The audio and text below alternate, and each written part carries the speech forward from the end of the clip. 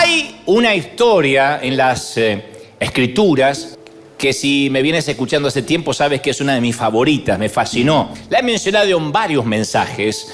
Es un episodio, la he mencionado infinidad de veces porque me fascina lo que ocurrió. Y se trata de la vez que el apóstol Pablo fue a Atenas, en Grecia.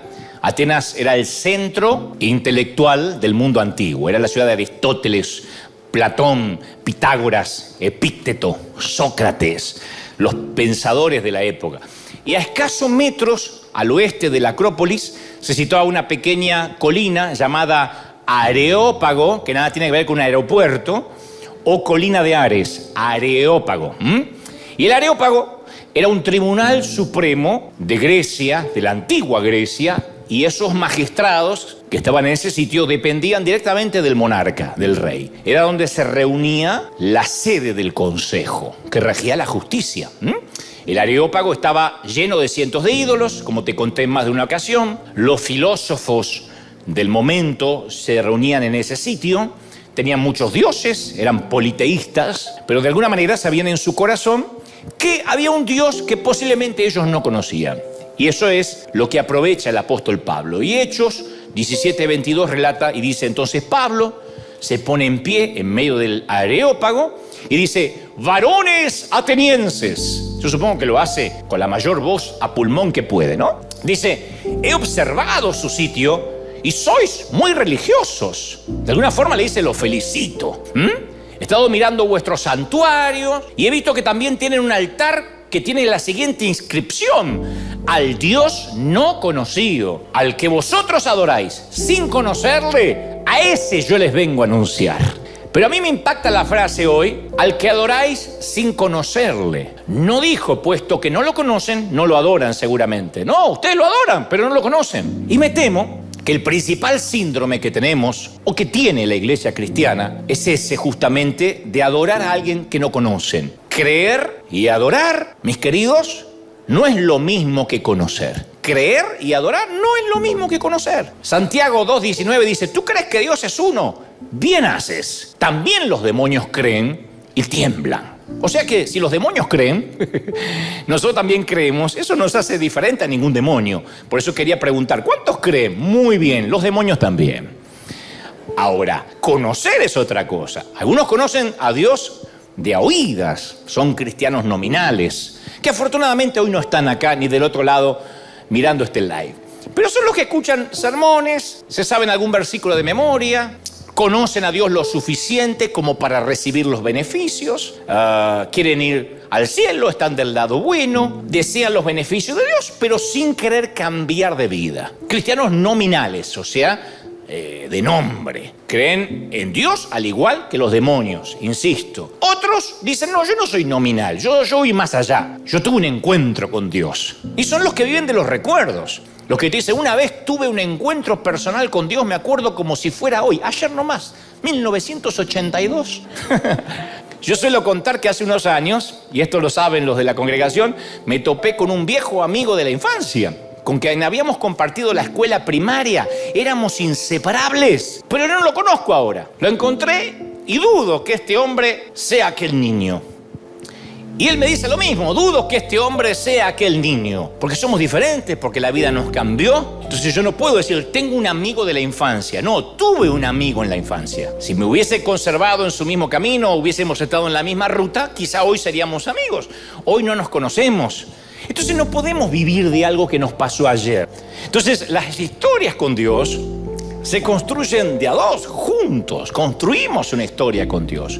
Juan 2:3 dice, ¿cómo sabemos si hemos llegado a conocer a Dios? Bueno, si obedecemos sus mandamientos. El que afirma, dice Juan, lo conozco, pero no obedece sus mandamientos, es un mentiroso, es un timador y no dice la verdad. Juan no da vuelta, no usa eufemismo para decir, no digas que lo conoces y haces con tu vida lo que quieres. Entonces es muy notorio la cantidad de gente que asiste durante años a una iglesia y no conoce a quien adora. Son como los atenienses, el Dios no conocido al que adoras. Yo me doy cuenta de esto por la manera que algunos opinan o escriben en las redes cuando ven la bendición en otra persona, aun cuando esa otra persona es cristiano. Como nunca han conocido a Dios, obviamente tampoco conocen su favor, cuando ven las bendiciones en otros, inmediatamente se lo asignan a Satanás. A mí me sorprende mucho.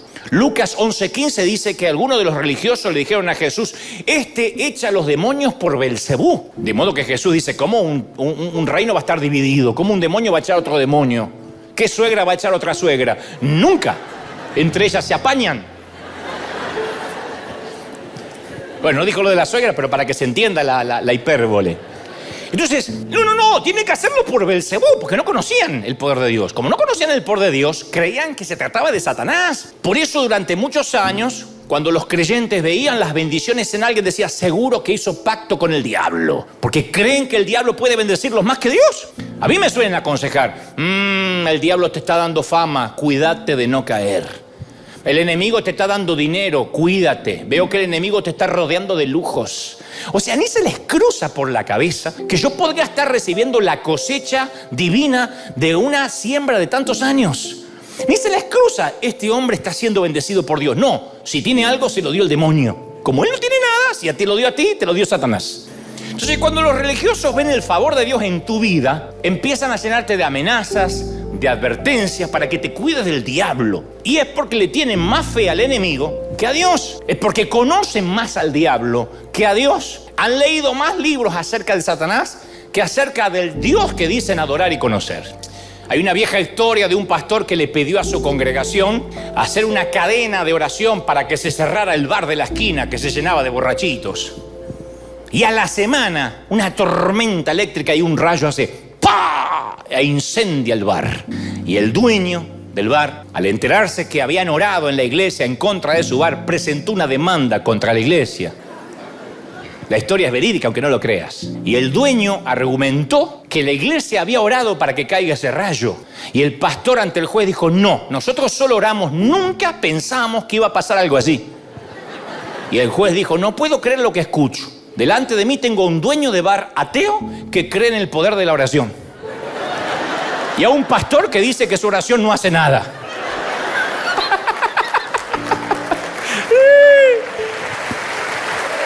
Tenemos que conocer a nuestro Dios. Y cuando conocemos a Dios, conocemos su favor. Yo crecí en un ambiente donde, al igual que los atenienses, durante toda mi infancia y gran parte de mi adolescencia adorábamos a un Dios no conocido.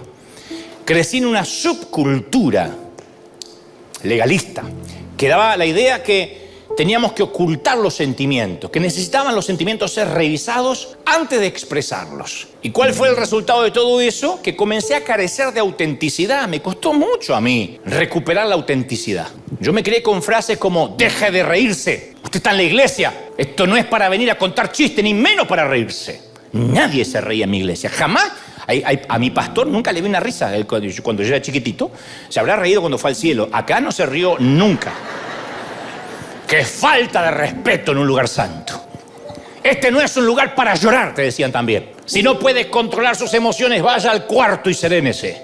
Tráguese esa rabia. No es de Dios sacarla afuera. Y esas voces me persiguieron durante mi juventud. Entonces yo de niño crecí rodeado de esos filtros espirituales que succionaban, reprimían la vida de la iglesia. Era como que Dios hubiese creado un mundo con sabores deliciosos, condimentos, especies exóticas, postres, pero en la iglesia solo se podía comer arroz blanco y sin sal.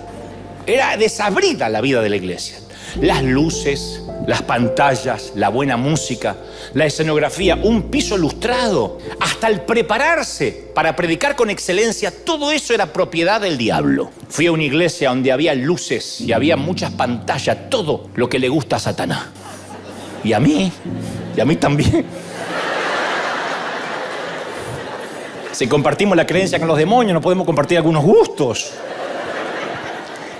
Y si un predicador, esto no me lo olvido más, se preparaba intelectualmente, que ustedes veían que tenía un buen léxico, buena dicción, inflexiones en la voz, ahí sospechábamos, usa vanas filosofías humanas, no tiene unción. Porque para nosotros unción era pasar al estrado sin saber qué decir, llenar los huecos vacíos con gritos, con frases trilladas, yo no sé por qué estoy diciendo esto, retar a la gente, exhortar. Si te preparabas, eras alguien que no dependías del Espíritu Santo.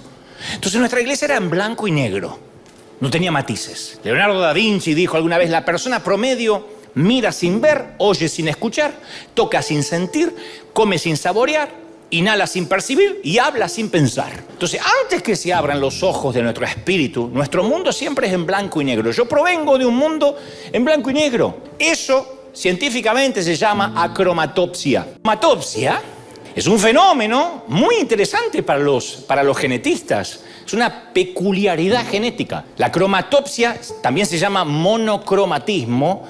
Es una enfermedad congénita que consiste en una anomalía en la visión, a consecuencia de la cual solo se pueden percibir el blanco y negro y las tonalidades de los grises, porque no se ven los colores, porque la enfermedad está producida por una alteración en los conos. Nosotros tenemos millones de conos en los ojos, las células fotorreceptoras de la retina, que son las que son sensibles al color. Nada que ver con el daltonismo, que es confundir los colores.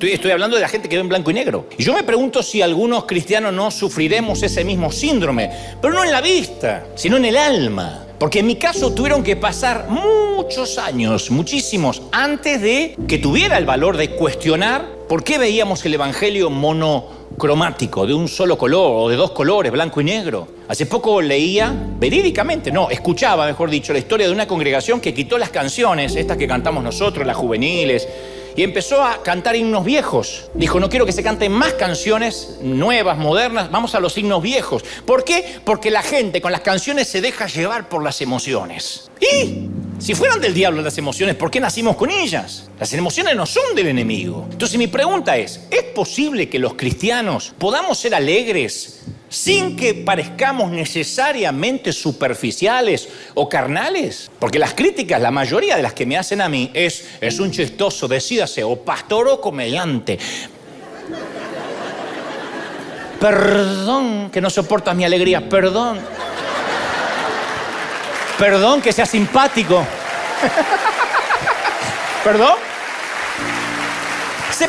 A ver, ¿es posible que sintamos tristeza sin que nos culpen inmediatamente que nos falta fe, que somos carentes de fe o pocos espirituales? ¿Es posible que nos enojemos alguna vez sin cometer una infracción bíblica? Claro, si vemos a Dios como un filósofo estoico, impasible, inconmovible, vamos a suponer que tenemos que ser iguales. Pero si uno va descubriendo un Dios expresivo que muestra toda una amplia gama de emociones, entonces nuestra vida opaca, gris, en blanco y negro hasta ofende. Es una aberración hacia nuestro Dios. Si uno abre el libro en el primer capítulo de Génesis, no vas a pasar mucho tiempo sin tropezarte con un Dios que se alegra, se deleita en lo que crea.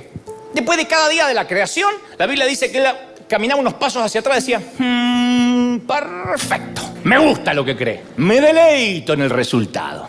Y a lo largo de todas las escrituras, Dios experimenta sentimientos intensos de felicidad, de alegría. Cuando ve a su pueblo actuando de una forma que lo honra, hay una alegría irrefrenable en él. El Dios de la Biblia se ríe, canta con deleite. Sofonías 3:17 dice, se gozará sobre ti con alegría, callará de amor, se regocijará sobre ti con cánticos. O sea, cuando Dios te mira, no puede hacer otra cosa que ponerse a cantar. Y no se encierra en la ducha, en la regadera para cantar. Lo hace la lista de todos los ángeles, Satanás, quien sea que esté mirando. Dios irrumpe con un coro lleno de alabanza. Él no tiene vergüenza que se lo reconozca como un Dios expresivo. Y otra forma de descubrir si Dios se ríe o no es mirar su espejo terrenal, la persona de Jesucristo. Juan 5:19 dice, todo lo que el Padre hace, también lo hace el Hijo igualmente. Entonces Jesucristo fue el reflejo perfecto de la naturaleza de Dios. ¿Viste cuando uno ve a un muchacho o una muchacha y se salió al Padre? Tiene las mismas salidas del Padre, los mismos tips. Bueno, esto es igual. Jesús salió al Padre. Si uno quiere decir, ¿cómo será Dios? Como el Hijo. Imagina el impacto que habrá tenido Jesús sobre los discípulos de Juan el Bautista que lo siguieron. Porque Juan el Bautista hacía largos ayunos, largas caminatas por el desierto, y posiblemente algunos de ellos hasta seguían la dieta extravagante del profeta, de Juan el Bautista, que comía langostas, agua, que no comía asado argentino porque decía, no, voy a renunciar a los placeres de la vida.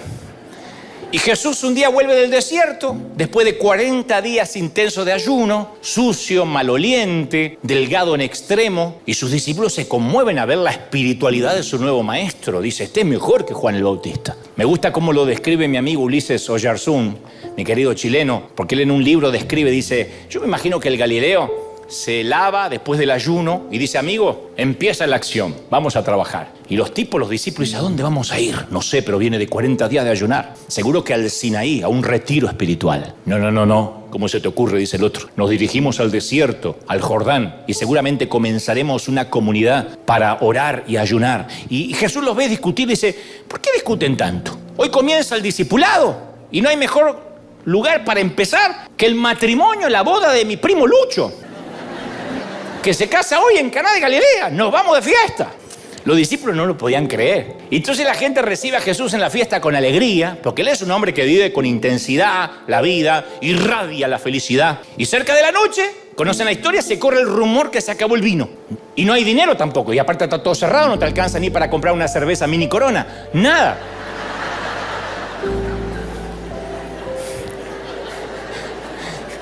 Entonces el Galileo hace llenar 6 tinajas de agua y convierte más de 600 litros de agua en el mejor, esto tengo base bíblica, otro día se la doy, en el mejor vino Malbec de Mendoza, Argentina, que ya existía.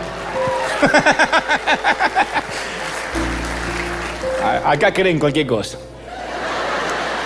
Y yo imagino la mirada de Jesús cruzándose con los pávidos jóvenes que lo siguen.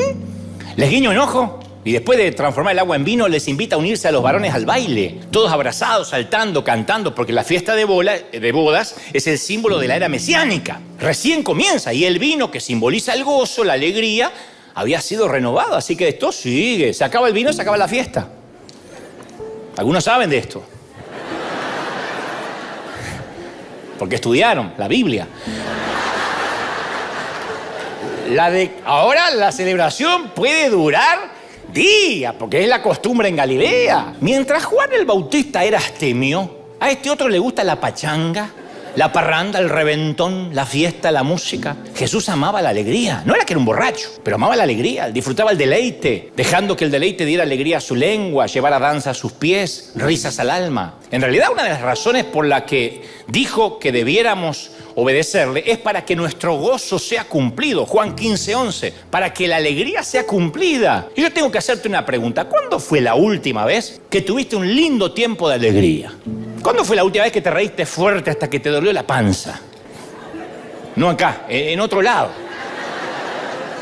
¿Cuándo fue? Dijiste, yo la verdad que la pasé bien, pero no a base de alcohol, porque están los que están buscando la licencia para pecar diciendo, ay, ¿viste lo que dijo? No, estoy hablando de la alegría sana, de disfrutar, de bailar, de pasarla lindo. Es decir, tengo a Cristo en el corazón, Dios me ha dado salud, ¿qué más puedo pedir? En Mateo 11:16 se registra una crítica que los líderes religiosos le hacen a Jesús y hasta le ponen un sobrenombre, glotón y borracho. A Jesús le decían glotón y borracho, vive comiendo, cuando lo vemos, fuimos a visitar su Instagram y tiene toda foto comiendo y chupando.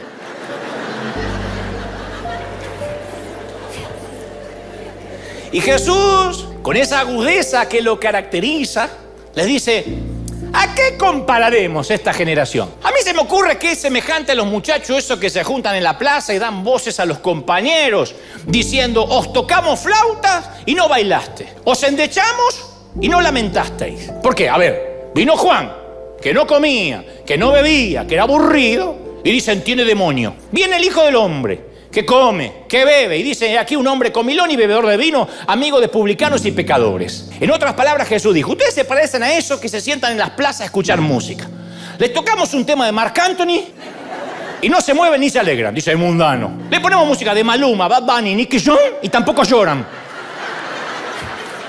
No hay cómo agradarlos. En síntesis, la crítica a Jesús es resultado de que los fariseos no soportan la idea de que él sea un ser humano normal, corriente. Y la acusación va por partida doble. Una, por su indiscriminada manera de vivir. Fíjate con quién se junta. Es increíble que muchos creyentes ponen en las redes, me ponen a mí cuando estoy con algún artista entrevistándolo, Dime con quién anda. Se olvidaron de Jesús, que no se juntaba con los religiosos, compartía con pecadores. La otra crítica, que era amigo de la buena mesa, del buen asado. Imagínate un niño. ¿Qué tipo de persona le resulta tan atractiva a un niño? El niño no tiene filtro. Definitivamente un niño no se acercan a las personas con cara de pitbull, que solo ladran. Hablo del perro, no del otro que también ladra. No se acercan a los ungidos con limón. Un día van a venir todos los reggaetoneros juntos y no nos va a quedar iglesia, te digo, ¿eh? Pero a Jesús lo buscaban los niños, lo querían, lo abrazaban. Y es porque enseñaba con una simpleza, con una gracia, que desde el teólogo hasta el niño, hasta el analfabeto, el letrado, entendían su mensaje. Y enseñaba con alegría, con gozo. Y esa gente que estaba golpeada de la vida durante toda la semana, escuchaba las buenas noticias del Galileo. No era un evangelio light. Es que Jesús estaba feliz, decía, mi carga es ligera. Claro, también habló de llevar la cruz y hemos predicado eso tantas veces. Pero estoy hablando de las emociones. Él no dijo, reprímelas. Y él tenía una genialidad, un pragmatismo, una simpleza a la hora de enseñar. Y usó mucho la ironía en las imágenes pedagógicas. Utilizó la hipérbole, el contraste de las imágenes. Tomaba los elementos de alrededor. A los pescadores le hablaba de peces, a los hortelanos de semillas. Él hablaba a las mujeres de monedas perdidas, a los pastores de ovejas. Todo se convertía en material para sus ilustraciones. No se puso a hablar necesariamente de lo escrito en los rollos de los profetas. Una sola vez leyó el rollo de Isaías dentro de la sinagoga. Después hablaba de las cosas de la vida, que todo el mundo lo podía entender. Pero es que no lee la Biblia, la menciona de memoria. Hay gente atada a esas boberías. Nadie califica al cielo por leer la Biblia, sino por practicarla, por vivirla, por ser parte de la dinámica de vida. Alguien tiene que decir amén. Y a Jesús lo acusaban de borracho, de glotón, porque la envidia de los fariseos era tan grande porque se estaba ganando el corazón de la gente. Y se lo acusó de ser un hombre alegre. A Jesús se lo acusó de ser un hombre alegre. Y pasaron 2022 años. Y yo pregunto, ¿de qué se acusan los evangélicos hoy? ¿De qué se los acusa? A los cristianos, ¿de qué se los acusa? ¿Se nos acusa de ser personas demasiado felices? ¿No discriminatorias? ¿Se nos acusa de ser como Jesús, escandalosamente inclusivos? Fíjate que en todas las iglesias cristianas reciben a todos y todo es una alegría y todo es fiesta, ¿de verdad? ¿Se nos acusa como a Jesús de aquellos que viven con intensidad, contagian al que está al lado? ¿Nos estarán acusando de lo mismo que a Jesús? Porque si nos acusan por todo lo contrario, por ser ungidos con limón, por odiar al que piensa distinto, entonces no estamos conociendo a quien decimos adorar. Si nos empiezan a acusar de que estamos siempre con gente rota, con mundana, a mí me fascina cuando dice cada vez te veo más mundano, cada vez estás más con la farándula. Te estás perdiendo. Y yo miro quién me está criticando y digo, voy bien, porque si yo hace mucho que no choque con el diablo es porque voy en la misma dirección. Si me lo choco de frente digo, voy bien, voy bien, voy bien. Y miro de qué acusaban a Jesús. De lo mismo que a River, me encanta, somos una iglesia maravillosa que los religiosos no toleran. Segundo, si Dios no es un Dios en blanco y negro, y si es un Dios que es alegre, también se entristece, porque tiene emociones. Cuando Jesús fue al sepulcro de Lázaro, no aparentó estoicismo, lo hizo llorando. Sabía que lo iba a resucitar y lloraba. Cuando contempló a Jerusalén y vio a sus habitantes desorientados, malgastando su vida, lloró con lágrimas amargas de un padre angustiado. Su alma se conmovió y dijo, son como ovejas que no tienen pastor, están perdidos. Y nada se va a comparar a la angustia de su espíritu en la noche del huerto, en Getsemaní. Nunca la tristeza había conocido tal oscuridad. Nunca la tierra había probado lágrimas tan amargas. Nunca el espacio había sido honrado con gemidos tan agonizantes. Y al tratar de explicárselo a sus discípulos, Jesús dijo, mi alma está muy triste, en Mateo 26:38. Mi alma está muy triste hasta la muerte. ¿En qué iglesia te permiten decir estoy triste hasta con ganas de morir? Sin que empiecen a decirte dónde está la fe, hermano, la depresión es del diablo, salga de ahí. Jesús dijo, yo estoy triste hasta la muerte. ¿Sabes lo que es estar triste hasta la muerte? Esas veces, por ejemplo, que te fuiste a la cama y aunque tengas hijos, no tienes ganas de volverte a levantar más. Y después la culpa, porque la iglesia nos dice todo el tiempo que eso es de Satanás. Yo no estoy diciendo que la depresión sea un regalo divino, pero son sentimientos que de pronto vienen, tristezas. Hay tristeza con razones y hay tristeza porque sí. Que uno no entiende porque se te juntan un montón de cosas, sentimientos encontrados. Y Jesús se permite andar, deambular por las regiones de la tristeza porque Él sabe que nosotros vamos a pasar por ahí. Él sufrió en el oscuro valle de la traición. ¿Te traicionaron alguna vez? A Jesús sí. Atravesó las frías montañas de la deserción, que alguien te deje. Juró estar toda la vida contigo y luego terminaste en una corte para decir que las vidas continuaban de cada quien, cada uno por su sitio. Y ni una sola vez, Jesús sugirió siquiera que la tristeza no era apropiada, que había que ponerle límites, acicalarse, ponerse una sonrisa artificial para ir a la iglesia. No, Él no dijo, esta no es la forma de mostrar fe, hay que demostrar gozo siempre, tengo que quererme más. No, yo a veces veo desde hace unos años que están de moda los coach, que te dicen, no llores, quiérete, ámate, empodérate, echa fuera la tristeza. Y hay una plétora de coaching que considera tener la respuesta para todos. Y esto implica desconocer que somos seres singulares, que sí, compartimos ciertas generalidades como humanos, pero cada uno tiene sus historias, sus vivencias, sus realidades. Fíjate la mamá de hace un ratito que vimos en el video. Mirá la realidad de esa mamá. La nena le cortan el bracito porque tiene cáncer, se la saca al juzgado porque no tiene donde dormir. ¿Y qué le vas a decir? Empodérate, mujer. Vamos, sonríe. Que no tengo mi hija, vamos, eso son estupideces, vamos, mira para adelante. ¿Cómo le vas a decir eso? Ese optimismo forzado, imbécil. El tú puedes, empodérate. Cuando es una frasecita motivacional, es una imposición ingenua, necia.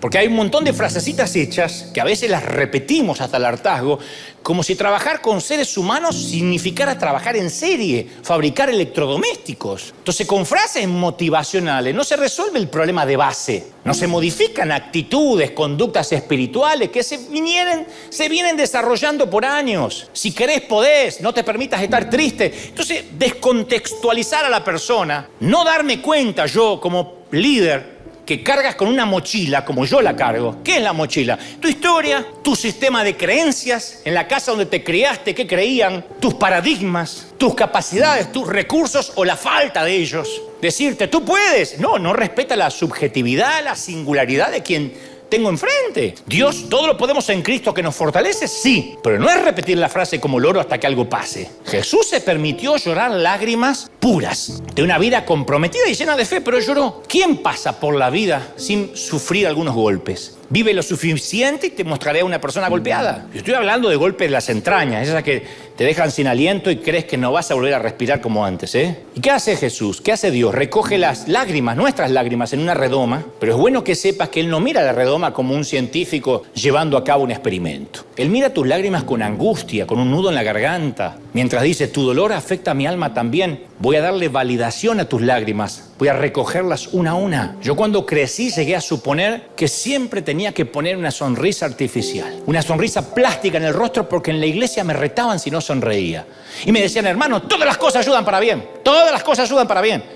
No, así no actúa Dios, porque la muerte de Lázaro actuó para bien. ¿Cómo que no? Fue la resurrección de un hombre, pero ese hecho no secó ni una lágrima de Jesús. Entonces tenemos que permitirnos a veces llorar, respetar los duelos. Vienes del panteón, no voy a decirte salta, gózate, por ahí no tienes ganas. Y a veces es tanta la tristeza que no tienes ganas de leer la Biblia. No hay ganas de leer la Biblia. A mí me han dicho viudas, yo tengo ganas de agarrar una Biblia más en mi vida. A eso le voy a agregar la culpa de ahora te vas al infierno. Le digo, Dios te va a hablar de otra manera. Y no se equivoca el Señor. Le habla a través de una canción, un día se quebranta dentro del auto escuchando una música o mirando una película. O pensamos que Dios va a estar circunscrito a nuestras canciones. Dios te puede hablar con un tango, con un bolero. Me van a matar los religiosos, pero Dios hace lo que quiere y no hay quien diga qué haces. ¿Estamos de acuerdo, sí o no? Dios me ha hablado con películas. Y sí. O Dios va a decir, oh no, si no te metes en mi templo no te puedo hablar. Entonces hay momentos de tristeza y de alegría, sí, hay que vivirla, dijo el sabio Salomón, tiempo de llorar, tiempo de reír. Nuestro Dios también sufre, también llora. Y si Dios es un Dios que no es tan blanco ni negro, también se enoja. Ahora se empiezan a poner nerviosos, ¿no? Porque nos gusta más un Dios nice, que está siempre... No, ese es un hippie. Dios no es así. A mí me consuela que Dios se identifica tan estrechamente conmigo que prueba la sal de cada lágrima que yo vierto. ¡Oh! Pero cuando miramos al espejo de Dios en Jesucristo, no cabe duda que también se enoja. Yo necesito recordarte que un día Jesús entró al templo y vio a comerciantes deshonestos, especulando con los precios de los animales que se necesitaban para ofrecer sacrificios a Dios. Pues Jesús no tiene problema con los comerciantes honrados, pero estos hombres tenían una moral equivalente a los usureros que prestan dineros con intereses leoninos y si no pagas te mandan a quebrar las piernas. Eran estafadores, timadores, bribones, embusteros, perniciosos, casi argentinos, mirá lo que te voy a decir. Sin Cristo. Después somos perfectos cuando Dios nos toca. Pero habían convertido la casa de Dios en un casino. Por eso Jesús se enfureció. Buscó cuerda, las unió, se armó un látigo. No fue un arranque temperamental del cual más tarde Jesús tuviese que arrepentirse. Sabía lo que estaba haciendo al ponerse iracundo. Y sacó a esos bribones como se merecían que lo sacaran. Nada de que, no, te voy a hablar en el amor del Señor. ¿Sería tan amable de correr la mesita? Te lo pido en el nombre de mi Padre. ¡No! No era un pusilánime, Jesús. El chasquido del látigo resonó en el aire y el espanto de la gente. ¡Ah! Me puedo imaginar a los discípulos. Mirá, Jesús enojado. La gente tenía dos posibilidades. O desalojar la casa de Dios o enfrentar la ira del Hijo. Y nosotros, mientras que nos resistimos a pensar en un Dios enojado, uno dice, no, pero me cuesta pensar así. Hay otros que caen en la trampa de creer que Dios vive enojado. Que Dios tiene un desfasaje hormonal. Que a veces está en uno de esos días y te liquidó. Perdón, pero tenía que matar al de al lado y como mi mano es grande maté a los dos. Yo conozco a mucha gente que creció creyendo que si te sales 1 centímetro de la línea recibes un golpe ¡paf! Del martillo celestial. Y eso te hace vivir como que siempre estás a 1 centímetro de estar en offside. Que en cualquier momento Dios te liquida. Aunque no lo creas, hay gente que adoran a un Dios no conocido. Yo conozco gente que tiene 30, 40 años de creyente y cree que Dios vive malhumorado. ¿Por qué lo creo? Porque cuando te dicen una palabra te amenazan usando el nombre de Dios. Porque es el Dios que conocen. Yo no los culpo. Si no regresas a la iglesia, Dios me dijo que tu salud peligra. Tu abuela, que parezca un accidente. Es el padrino tu Dios. Es Don Corleone. Pero es el Dios que conoce. Si sales de mi cobertura pastoral, no te doy garantía de que tus hijos no van a ir al infierno. Y te mandan la amenaza. No lo hacen por mafioso, o por ahí sí. Lo hacen porque creen que ese es Dios. Porque así creen que funciona con ellos. Si te atreves a separarte, Dios me dice que te va a salir un tumor en las nalgas. Te lo digo con el cariño y el amor de Dios. Recíbelo, se te va a caer un testículo mientras que camine.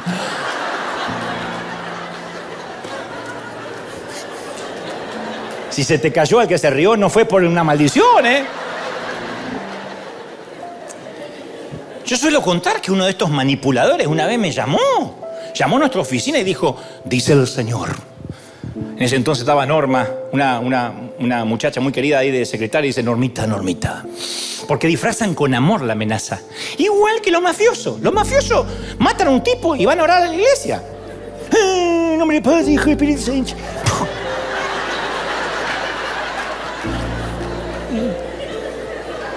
De la cristiana sepultura. Son igual, los que conocen ese tipo de Dios. Entonces dejó en el contestador, dígale a Normita, al hermano Dante, que por cuanto no aceptó la invitación que su siervo era él, que su siervo le hizo para venir a mi país, con todo el dolor del alma, él me dice que se llevará 2 de sus hijos en una muerte trágica. Dios se lo lleva por cuanto no aceptó la invitación de venir a predicar a mí. O sea, no le acepté la invitación a él, me mató 2 hijos, Dios, así nomás.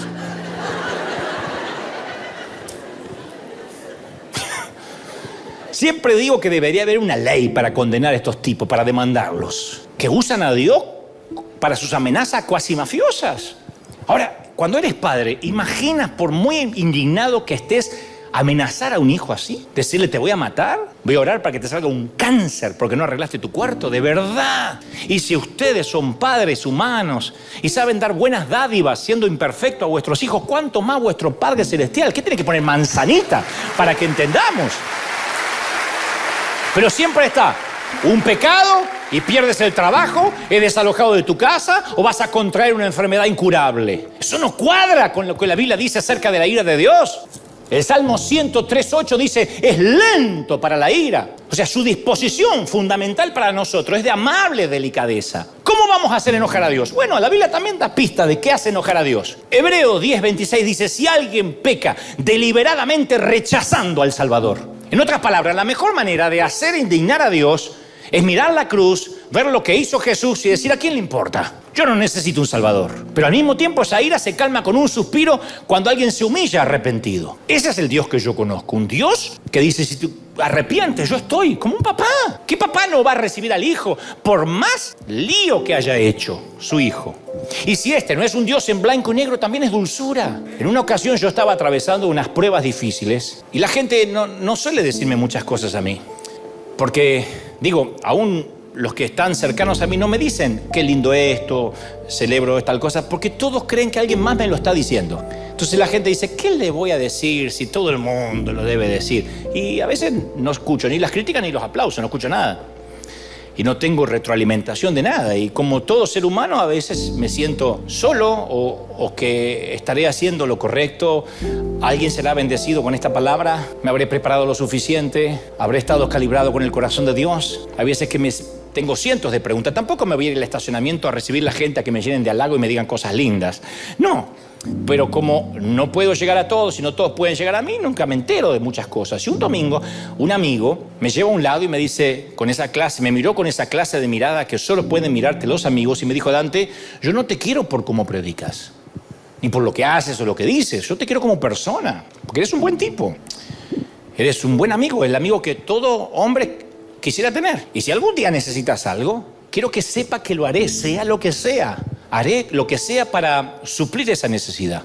Nunca tuve que aprovecharme ni usar ese ofrecimiento. Pero mientras que él me lo decía, se me hacía un nudo en la garganta y en mi espíritu sentí un impulso de orar y decir, Señor, ¿me estás dando un abrazo a través de él? Y tuve la seguridad espiritual que fluyó en mi alma en ese momento, que no me dejó dudas al respecto, que Dios me estaba abrazando. Era Dios que me estaba diciendo, lo que necesites, hijo, lo que sea, y me dio un abrazo. Y ahí sentí la dulzura intrínseca de Dios, que de chico no me la explicaron ni me la predicaron donde yo me congregaba. Cuando Él ve a alguien demasiado frágil, como yo me sentía en ese momento tan acerbo, tan álgido, Él encuentra la manera de mandarnos ángeles y decirnos que no estamos solos, como esta mamá del video que le dijo a la hija, mira, Dios se acordó de nosotros. Isaías 42:3 dice, Él no quebrará la caña cascada, ni va a apagar el pábilo que humea. La frase más dulce, esa no la dijo ni Amado Nervo, no la dijo ni Neruda, ni Gabriel García Márquez. Es la mejor frase, la más romántica, la más dulce que encontrarás en la Biblia. Una caña hueca que se dobla, un pábilo, la llamita que conserva el último vestigio. Son dos cuadros de debilidad que nos describen en muchas temporadas de la vida.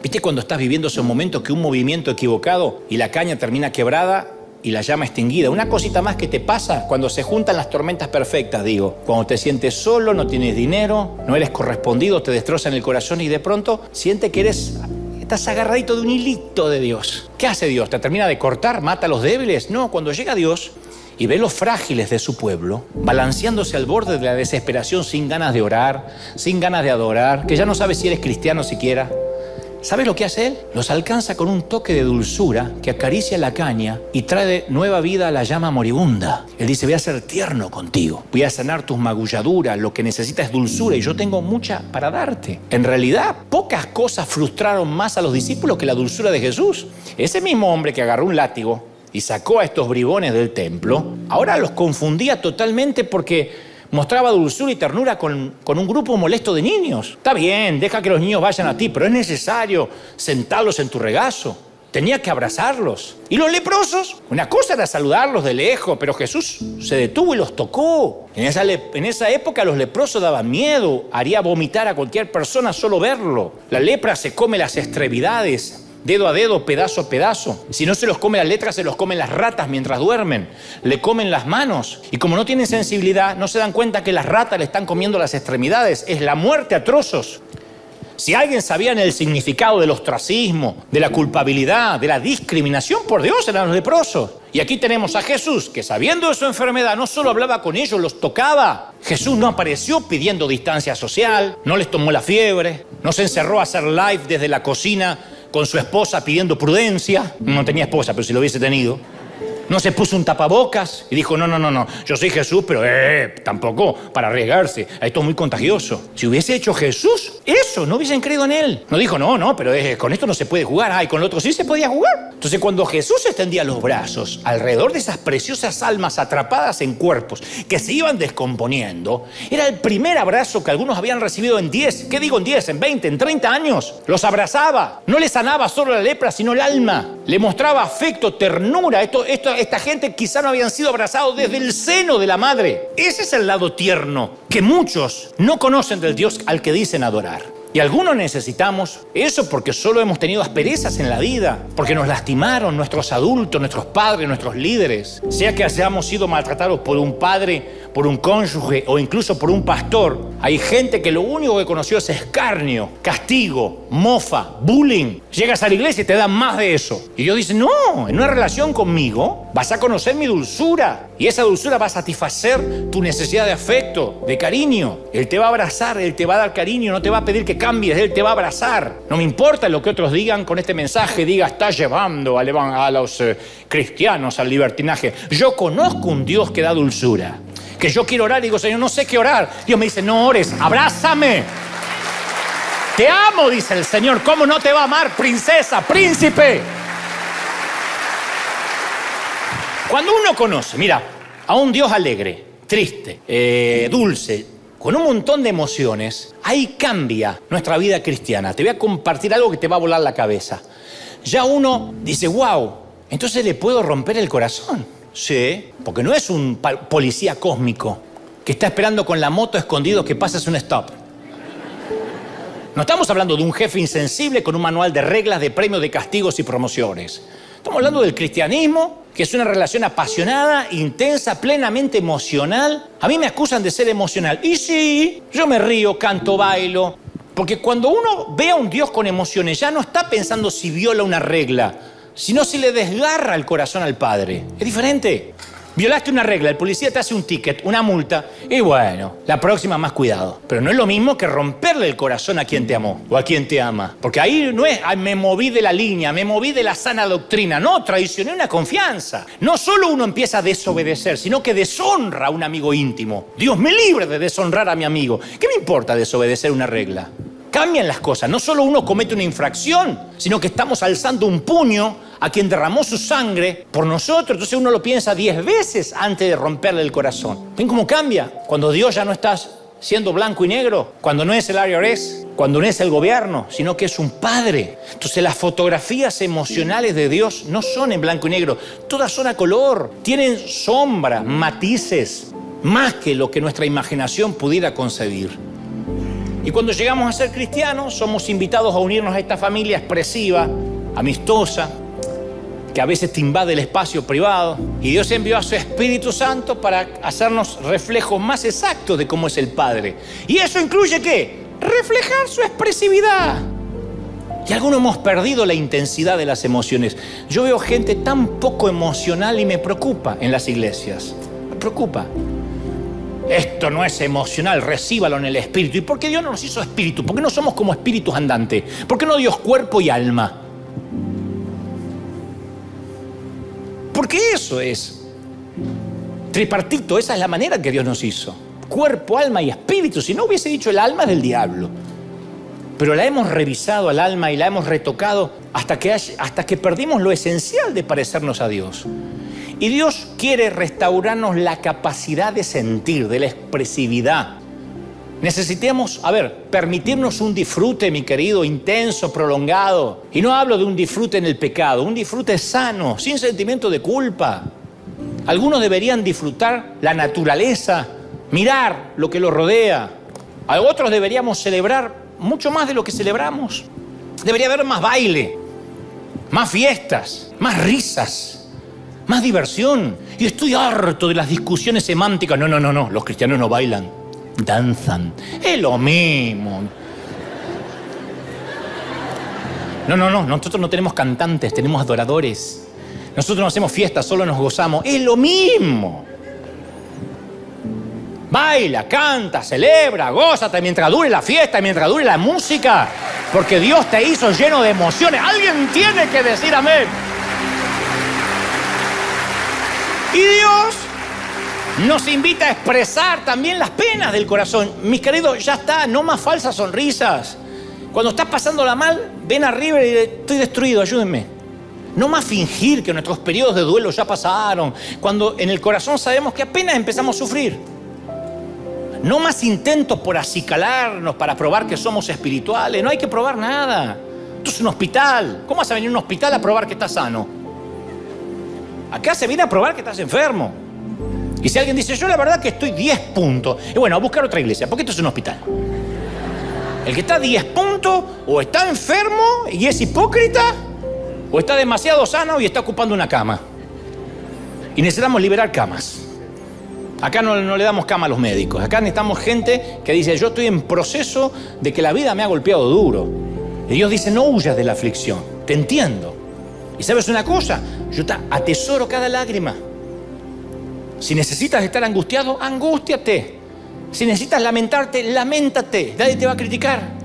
Algunos necesitamos expresar rabia a veces. Hay tantas cosas que deberían ponernos furiosos. Ausencia de maldad no es bondad, Como dijo alguien alguna vez, el problema del mundo no es la gente que hace maldad, sino la gente buena que no hace nada. Entonces debería enojarnos la opresión, las injusticias, el legalismo imbécil, la discriminación y la estupidez humana que no tiene límites. Eso me enoja. Cuando un profeta usa la palabra de Dios para amenazar gente y para retener los que no se vayan de la iglesia, me enoja. Y sí, me enoja. Me vuela la paloma y me bajan los buitres. Me enoja. Me enoja. Porque conozco a Dios. Dios dice, cataliza esa energía en una acción transformadora. Otros necesitamos experimentar ternura. Algunos hombres no saben ser tiernos, especialmente los hispanos, que le queda un abrazo y dice, ¿qué pasó? Tranquilo, que nadie duda de tu identidad sexual, machote.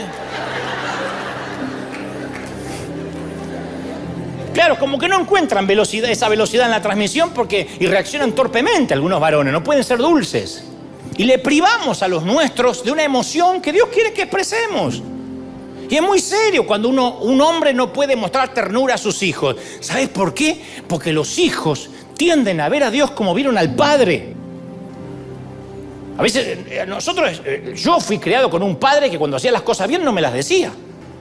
Me decía cuando hacía las cosas mal. Y yo decía, papá, ¿viste que hice el cuarto y tengo buenas notas? Y lo mínimo que podés hacer, ¿qué querés que te felicite? Decía el viejo. Entonces yo pensé que Dios nunca te felicitaba. Y ternura menos, pobrecito mi papá, el alemán. No podía expresar, pero tuve que cortar con eso. Entonces necesitamos llevar una vida que refleje ternura también. Que abracemos, no tengamos miedo. Que abracemos. En lugar de vivir una existencia en blanco y negro, vivir un mundo a color. Entonces así vamos a reflejar la fidelidad de Dios.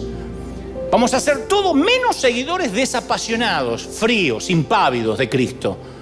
No estamos predicando un Dios estoico. Él no es unidimensional, no es monocromático. Es un Dios expresivo que ha explorado las profundidades de los sentimientos que están más allá de cualquier comprensión humana.